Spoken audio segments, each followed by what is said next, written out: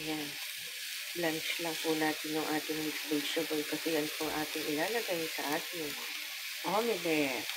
Dahil mag-o-omelette po tayo ngayon. Ayan. Para may gulay naman kahit pa paano sa almusal.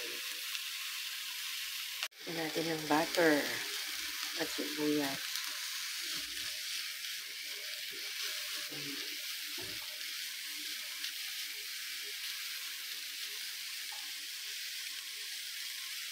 Lagyan na po lang natin ng butter yung ating pan at dito natin luto yung ating omelette.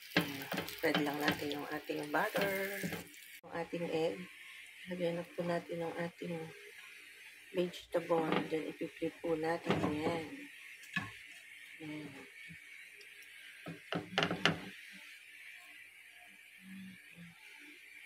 Yan. Tapos ipiplit po natin yan. Yan na yung ating omelette. I-flip lang po natin yung sa ibang side naman. Yan, na-flip na po natin. Hintayin lang din po natin maluto yung other side niya. Then, yan. Ready to eat, ready to serve ang ating omelette.